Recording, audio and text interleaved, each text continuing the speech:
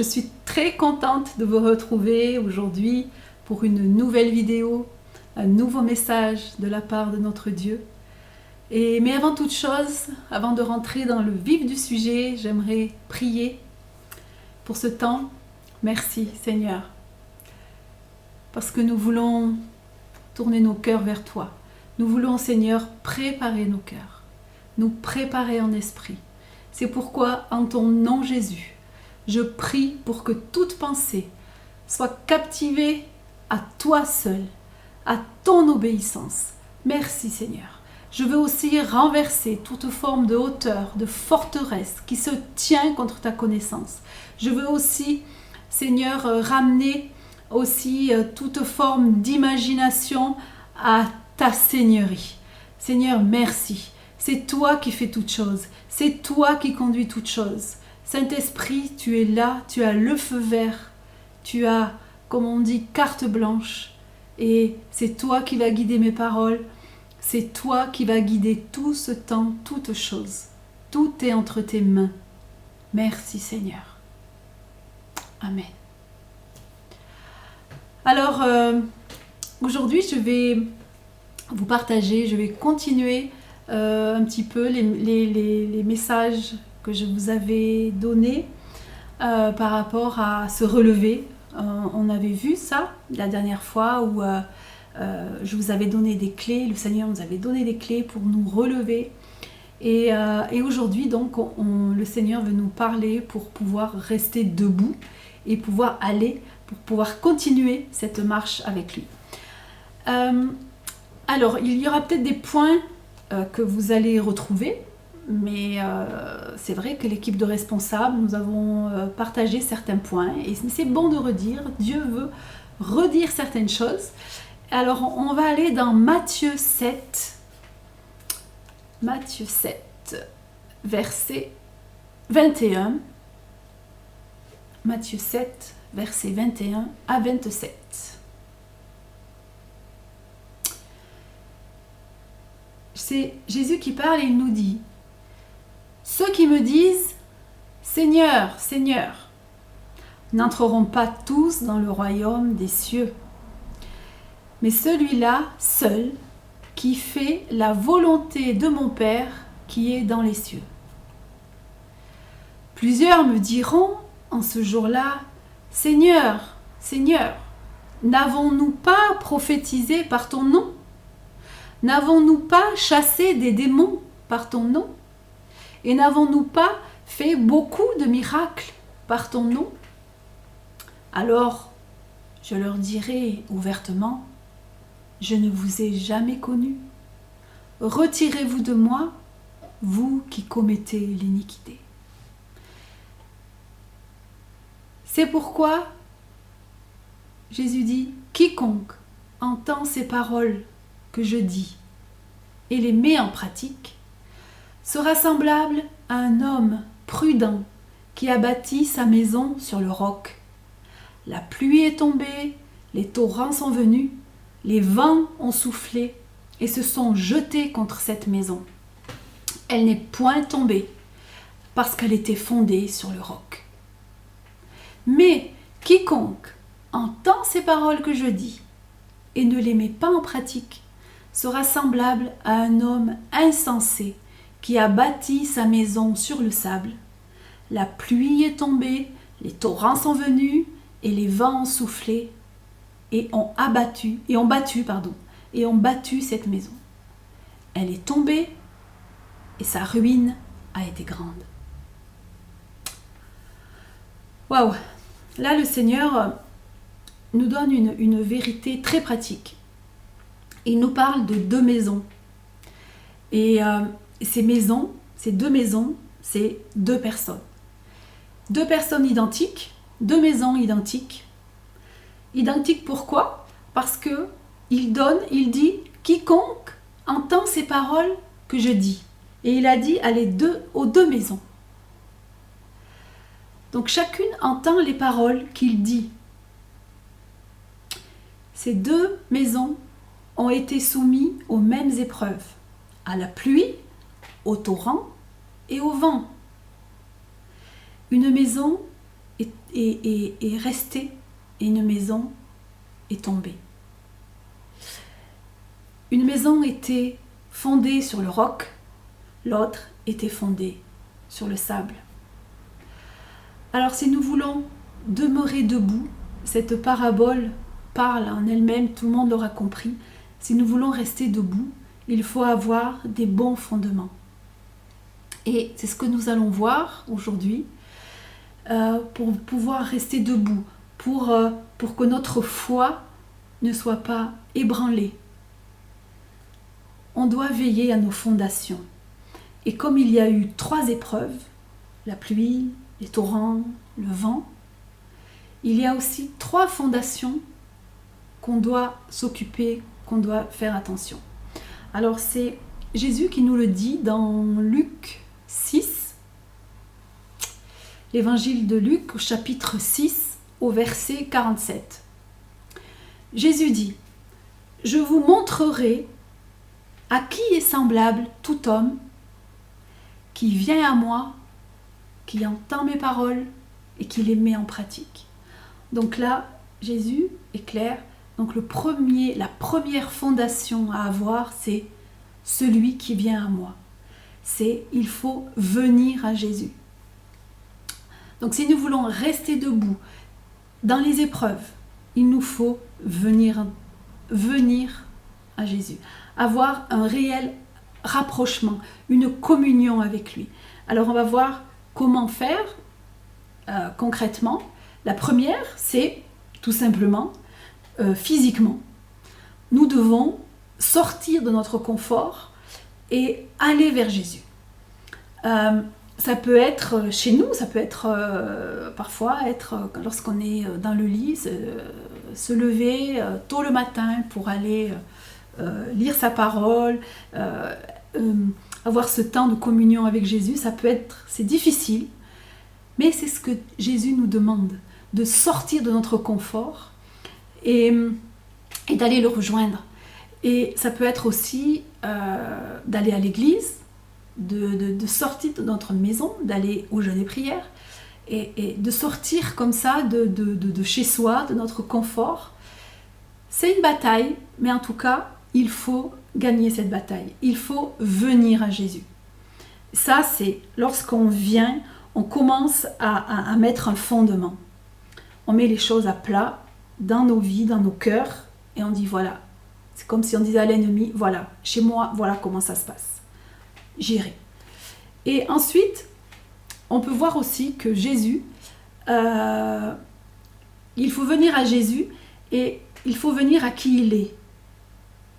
Tout le monde connaît ce verset qui dit, Jésus il dit, je suis le chemin, la vérité et la vie. Donc il faut venir à cette vérité. Il faut venir à qui il est vraiment. Il est la vérité. Donc il faut aussi obéir à cette vérité. Il faut obéir à ce qu'il dit. Dans Luc, j'aimerais prendre un passage aussi. Dans Luc 14. 14 au verset 25. 25 à 27. La Bible nous dit, de grandes foules faisaient route avec Jésus. De grandes foules faisaient route avec Jésus. Rien que là, on peut voir que des grandes foules étaient sorties de leur confort pour aller avec Jésus. Et là, Jésus, qu'est-ce qu'il fait ? Il se retourna et il leur dit, si quelqu'un vient à moi et s'il ne hait pas son père, s'il ne hait pas son père, sa mère, sa femme, ses enfants, ses frères et ses sœurs, et sa propre vie, il ne peut être mon disciple. Et quiconque ne porte pas sa croix et ne me suit pas, ne peut être mon disciple.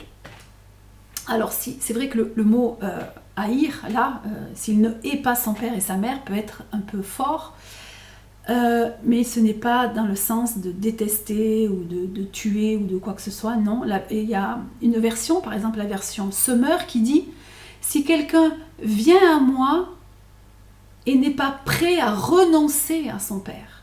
Donc c'est vraiment un renoncement. On doit renoncer à sa famille, on doit renoncer à soi-même pour mettre Jésus à la première place. Et là, on peut voir que, je parlais de vérité, on peut voir que là, Jésus, il était honnête avec les foules. Ces foules qui le suivaient partout. On aurait pu dire, ah mais si c'est vraiment des disciples, ces foules suivaient Jésus, etc. Mais là, non. Jésus, il dit, oui, vous me suivez, ok, mais si vous voulez vraiment me suivre,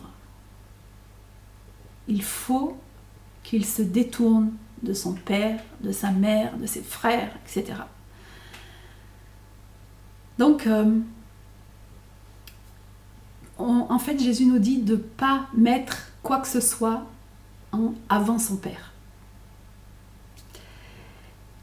Et d'ailleurs, on pourrait dire que lorsqu'on a donné notre vie, nous avons, pour certains c'est il n'y a pas longtemps, pour d'autres ça fait plus longtemps, nous avons donné notre vie à Jésus.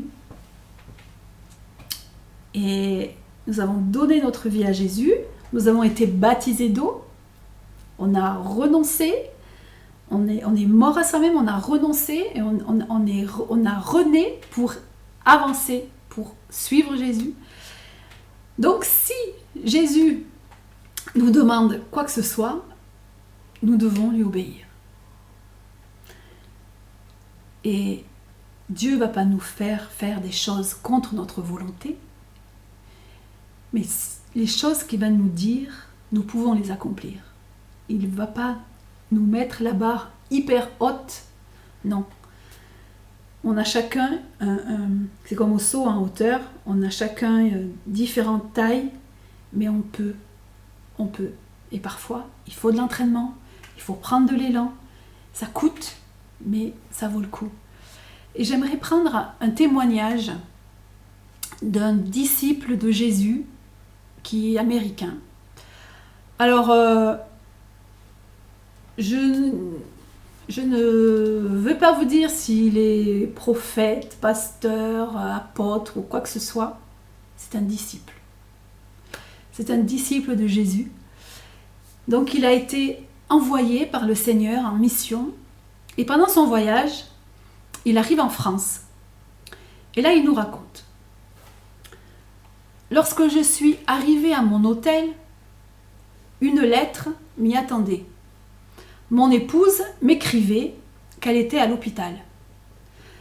Le docteur craignait qu'elle ait un cancer et elle allait faire quelques prélèvements. Voici ce qu'elle disait. Je ne te demande pas de revenir à la maison. Si c'est un cancer, je me ferai opérer. Le docteur ne sait pas comment cela va se terminer. Et là, donc, cet homme reprend et il nous dit, si j'avais été un touriste, je serais rentré à la maison immédiatement. Cela aurait été mon devoir en tant qu'époux. Mais je n'étais pas un touriste. J'étais un ambassadeur, un messager.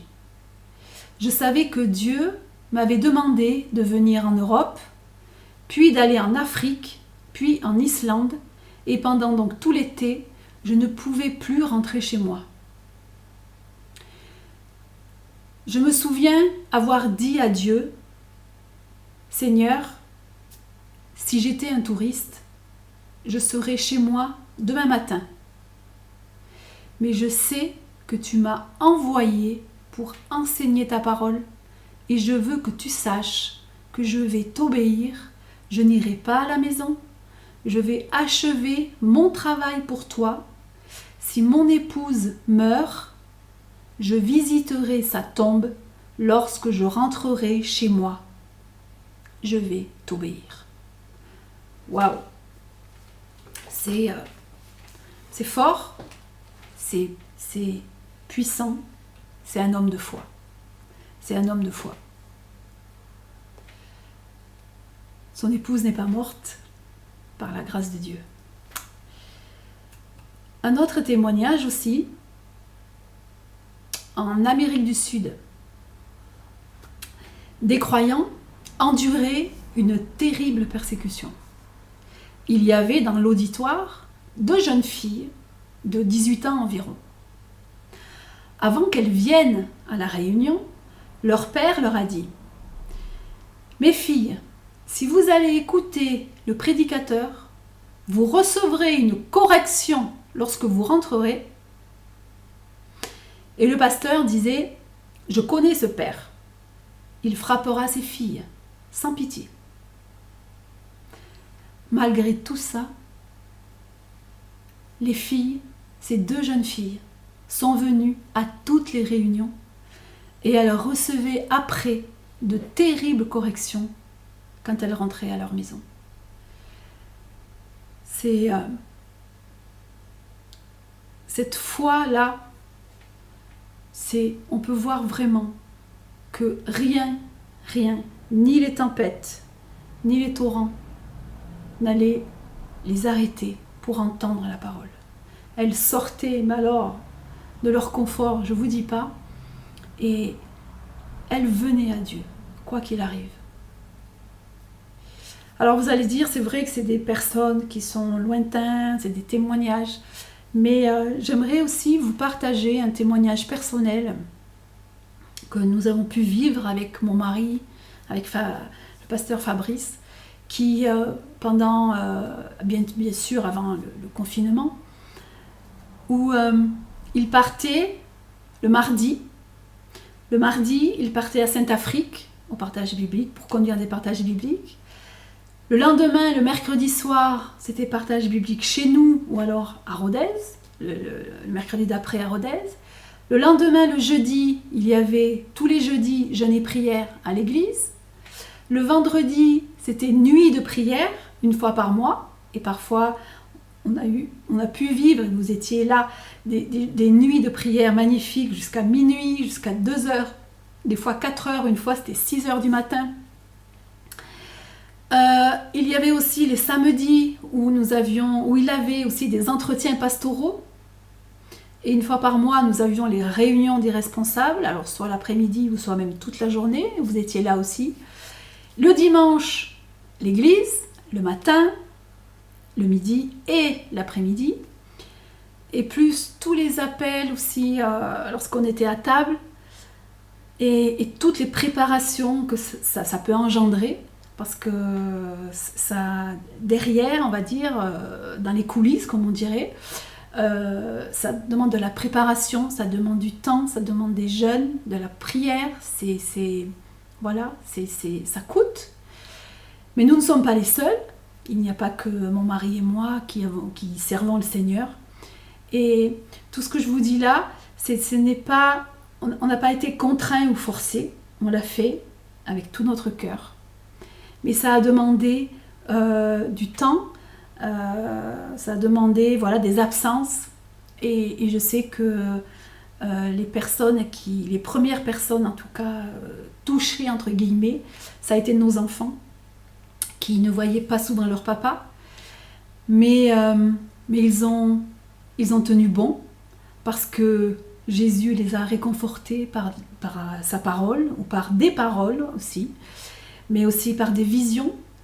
Et je me rappelle, il n'y a pas si longtemps, là, c'était en février ou en mars, où mon fils était seul à mon bureau.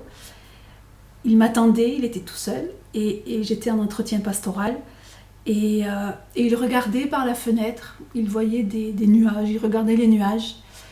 Et tout d'un coup, il a vu un nuage qui avait le visage de Jésus. Et à ce moment-là, il voit ça, et à ce moment-là, il entend « Tu n'es pas seul, je t'aime et je suis avec toi. » Et waouh, c'était ça, toutes ces petites choses que Dieu peut nous montrer, qui pour nous, c'est pas grand-chose, mais ça comble les cœurs. Et Dieu est tellement fidèle, on ne peut pas s'imaginer combien Dieu est bon. c'est immense, tout ce que Dieu fait. Donc, pour résumer, ce que Dieu veut nous dire aujourd'hui, c'est pour demeurer debout, pour garder notre foi face à toutes les batailles, à toutes les pluies qui peuvent nous tomber sur la tête, ces torrents qui descendent. Vous savez, les torrents, ils viennent des montagnes, ils viennent des hauteurs. Tout ce qui peut venir des hauteurs.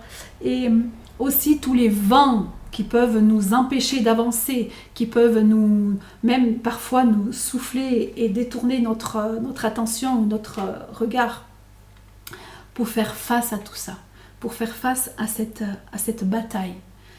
Nous devons venir à Jésus physiquement, de venir le rencontrer. Ayons ce tête-à-tête avec le Seigneur. En famille, c'est bien, en couple ou avec les enfants, mais rien ne remplacera ce tête-à-tête avec Jésus. Donc je vous invite vraiment à sortir de votre confort et d'aller avoir une rencontre personnelle avec lui. Oh oui, comme vous savez, Jésus est sorti de son confort. Quand il est allé sur la croix, il est sorti de son confort à 100%, à 300%. Et il y est allé. Et nous, il ne nous demande pas d'aller nous faire sauter, nous être des martyrs. Il nous demande d'être avec lui en intimité chaque jour, comme Jésus l'était aussi avec le Père. Tous les matins, Jésus allait avec le Père. Il priait avec le Père, tous les deux. Ils étaient seuls. Et Dieu était là, il ouvrait le ciel. Jésus voyait et il pouvait prendre l'ordre du jour, il pouvait prendre ce qu'il voyait dans le ciel et l'amener sur la terre pour le donner. Et c'est ce que Jésus veut faire aussi avec nous. Il veut avoir cette intimité avec nous parce qu'il nous aime et parce que comme j'aime mon mari, j'aime être aussi avec lui. Et Jésus nous aime, nous sommes son épouse. Il est notre époux et en tant qu'époux et épouse, on aime prendre du temps de partager, de parler, de rire, de pleurer. Il est là et on doit venir à lui. Physiquement, nous devons faire cet effort. Dieu aujourd'hui vous demande de faire cet effort. Et aussi de venir à lui il est la vérité. De venir à lui, de demeurer dans sa parole. Il est la vérité.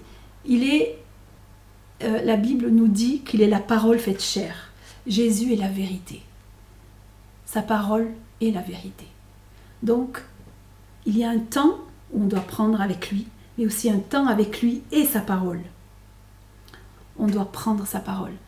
Et tout ça, ça veut dire qu'on met en premier le Seigneur. Dès notre journée, la première chose, c'est lui. Ça ne sera pas aller boire le café, ou ça ne sera pas aller passer l'aspirateur ou faire le ménage. Ça sera lui. Ça sera lui. Lui. Et moi, j'aime aller vers lui quand tout le monde dort dans la maison. Et je sais que je ne suis pas la seule. Et c'est vraiment avoir cette intimité. Il n'y a pas de bruit. Je peux écouter sa voix. Je peux vraiment m'imprégner de sa présence. Et c'est bon. C'est tellement bon. Et avant de terminer, mon dernier point, je voudrais aussi juste vous dire que quand on met Dieu en premier, c'est comme dans une bataille, les personnes qui sont en premier, c'est les premiers à recevoir les coups. Celui qui est derrière, il va les recevoir peut-être, mais après. En tout cas, les personnes qui sont en premier dans une bataille reçoivent les coups. Donc ce qui veut dire que c'est Dieu, quand on met Dieu en premier aussi, c'est Dieu qui est devant et il s'occupe de tout. Donc ça dégage nos familles. Comme ça, c'est pas nos familles qui vont prendre les coups. C'est pas moi, c'est pas mon mari, c'est pas mes enfants, c'est Dieu. Et là, le diable, il va régler les affaires avec Dieu et je sais qui c'est qui va gagner. Donc, mon cœur est apaisé quand je m'occupe avec Dieu, Dieu va s'occuper du reste. Et ça, c'est vraiment une clé, c'est vraiment à prendre au sérieux. aller, donc je résume, physiquement sortir de sa zone de confort. Si Dieu nous dit, il y a un jeûne et prière, vas-y, tu vas. Si, vous savez, quand on n'a pas trop envie, du bon, la prochaine fois, allez, la prochaine fois. Eh bien, vous loupez les choses parce que là, c'était votre place et vous deviez recevoir des choses qui viennent de Dieu. Alors, d'autres l'ont reçu, alléluia. Mais vous, vous avez manqué aussi. Et Dieu veut vous donner. Dieu veut nous donner à chacun. Et ça, c'est important. C'est très important, être au bon endroit, au bon moment, avec les bonnes personnes, en ayant la bonne attitude, en faisant les bons choix. C'est la prière à faire chaque matin, sincèrement. Et donc, et bien sûr, lire sa parole, qui est la vérité. Donc tout ça, c'est très très important. On ne le dira jamais assez. Et si aujourd'hui Dieu vous le dit, c'est que Dieu nous le dit, c'est que c'est important.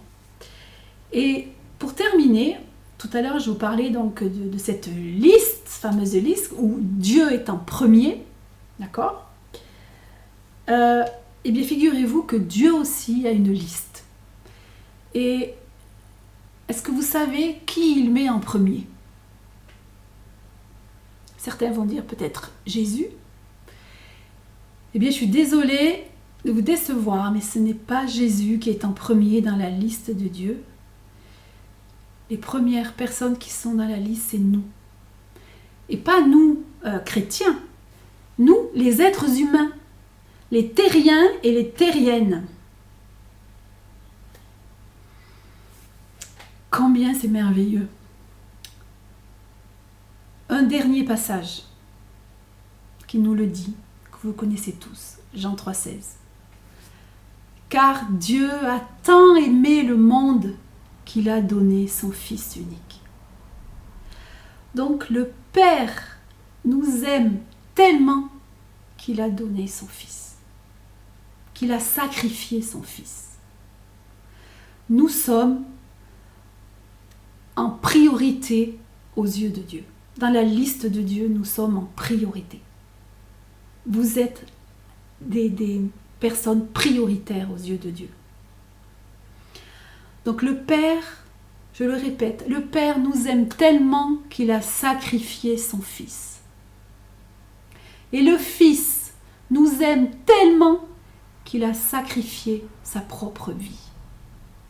Jésus nous aime tellement, nous sommes tellement en premier dans la liste de Jésus qu'il nous a donné sa vie. Il nous aime tellement qu'il nous a rachetés.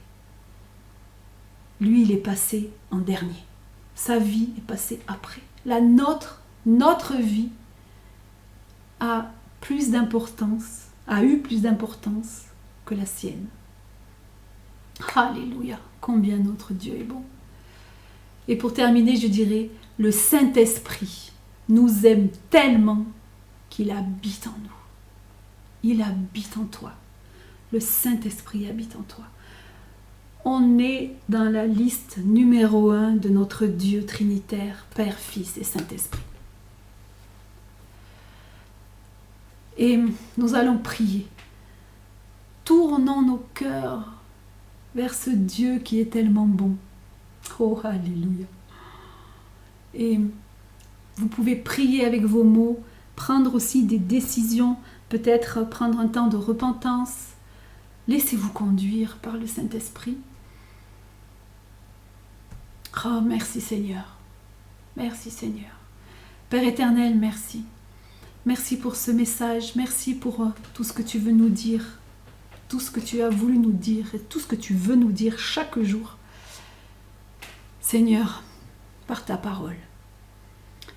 Seigneur, je veux te demander pardon pour moi et pour tous ces bien-aimés. Pardon Seigneur parce que nous t'avons délaissé. Tu vois tous les rendez-vous manqués. Oui, c'est pas toi qui les as manqués parce que toi tu étais au rendez-vous. C'est nous, on n'était pas là. Nous n'étions pas là, nous t'avons laissé seuls. Mais chaque jour, tu as toujours été là, en espérant nous voir. Oh oui. Saint-Esprit, pardon aussi de t'avoir attristé, parce que tu nous boostais. Et nous, on a dit, 5 minutes encore, je me lèverai dans 5 minutes. Et puis on s'est fait avoir. Oh, pardon. Pardon, Père. Pardon, Papa. Pardon, Papa. Tu as toujours été là. Mais aujourd'hui, par ta lumière, tu nous éclaires. Par ta lumière, tu nous montres le chemin jusqu'à toi. Et c'est grâce à toi, Jésus, toi le seul chemin que nous pouvons prendre pour aller vers le Père. Oh oui. Merci. Merci parce que tu es là. Et nous prenons aujourd'hui la décision que chaque matin, nous serons là. Et je sais que moi, ce qui m'avait aidé au début, c'était de mettre le réveil. Je mettais le réveil. Et après, mon corps était tellement habitué qu'aujourd'hui, j'ai plus besoin de réveil. Et c'est tellement bon d'avoir un rendez-vous, comme quand on a rendez-vous avec son amoureux qu'on ne veut pas louper. Et presque on met aussi le réveil pour ne pas louper ce rendez-vous. Seigneur, nous ne voulons plus louper les rendez-vous avec toi. Nous sommes ton épouse, tu es notre époux. Et c'est vrai, on parle souvent, oui, que tu viens nous chercher, mais tu viens aussi nous chercher chaque matin. Chaque matin. Si on n'est pas là chaque matin, est-ce qu'on sera là le jour où tu vas revenir réellement chercher cette épouse ? Oh Seigneur, ça commence chaque jour. C'est chaque jour avec toi. C'est chaque jour qu'on bâtit cette maison. C'est chaque jour qu'on bâtit cette fondation. Oh oui Seigneur, nous voulons nous saisir et alors que cette fondation soit inébranlable, toi qui es la pierre angulaire, nous voulons bâtir notre vie sur toi, avec toi et sur toi, Jésus. Merci Seigneur. Oui Seigneur, nous voulons nous venir chaque matin dans ta présence. Réveille ton Église, réveille tes enfants Seigneur. Je prie pour que chacune soit réveillé dans son esprit, dans son âme et dans son corps. Au nom de Jésus. Merci Père. Merci Père. Et je veux ôter aussi tout ce que l'ennemi vient, tout ce que l'ennemi a mis sur les bien-aimés, sur leurs épaules, tout joug, tout faux enseignement aussi, qu'on rentre dans ta présence en faisant telle et telle prière ou en faisant telle chose. Je brise tous ces mensonges, j'enlève tout ce qui pèse sur les épaules des bien-aimés au nom de Jésus maintenant. Et je veux aussi laver toutes les oreilles de ton Église. Que, Seigneur, tout ce que l'ennemi est venu dire comme mensonge, je brise toutes ces paroles de mensonge au nom de Jésus. Et je viens laver toutes ces oreilles. J'invoque le sang de l'agneau maintenant qui lave les oreilles. Alléluia. Merci pour le casque du salut qui protège les pensées mais aussi les oreilles. Merci Saint-Esprit. Merci Saint-Esprit. Parce que tu es là, tu parles aux bien-aimés. Merci Seigneur. N'hésitez pas à prier aussi, à proclamer tout ce que vous allez voir, tout ce que le Seigneur va vous dire, va vous montrer. Et vous pouvez prier en langue, prier sur vous en langue, c'est très important aussi. Priez pour vous, priez en langue. Alléluia, merci Seigneur, et je veux prier aussi que nous puissions, parce que je veux vraiment m'inclure, et Seigneur, merci, parce que toutes ces prières, c'est aussi pour moi que je les fais. Seigneur, nous voulons prier, je veux prier pour nous, que nous puissions aussi lire ta parole, non pas au pif comme ça, non, mais une nourriture équilibrée, une nourriture régulière. Merci Saint-Esprit, montre bien-aimé, s'ils doivent commencer par le Nouveau Testament ou par l'Ancien Testament, montre-leur, montre-nous, Seigneur. Montre-nous, Seigneur, parce que ta parole est la vérité et nous voulons nous baser, nous appuyer sur ta parole, nous appuyer sur cette fondation inébranlable. Merci, Seigneur. Merci, Seigneur. Oh oui, Seigneur. Nous voulons te mettre en premier dans nos vies, parce que, Seigneur, lorsqu'on te met en premier, Seigneur, ça va bénir forcément nos maris, nos enfants, nos femmes, tous les conjoints vont être bénis lorsqu'on te met en premier. Ça a un effet. Ça a un effet. Ça a un effet. Alléluia. Merci Seigneur. Merci Seigneur, parce que lorsqu'on s'occupe de ton royaume, lorsqu'on s'occupe de tes affaires, tu t'occupes de nos affaires. On n'a pas à penser, à nous torturer avec ce que nous pouvons faire. Non, on met ça de côté et on se tourne vers toi. On se tourne vers toi. Merci Seigneur. Merci Seigneur. Merci Seigneur. Oh, alléluia. Alléluia. Je vous invite à rester comme ça avec le Seigneur, à prier, à mettre des sceaux. Alléluia. Merci Père, merci Père. Merci Seigneur. Je te loue, je te rends grâce. Je te loue, je te rends grâce Seigneur. Merci Père. Merci Jésus. Merci à tous d'être là, d'être qui vous êtes. Nous sommes vraiment unis en sa parole. Nous sommes le corps de Christ. Nous sommes tous différents. Tout est tous différents et combien complémentaires. Merci Seigneur. Je bénis le Seigneur pour qui vous êtes, pour cette unité. Et je vous aime très fort et Dieu vous aime encore plus. C'est pourquoi aussi je veux qu'on loue ensemble, que nous nous tenions devant lui et qu'on loue de tout notre cœur.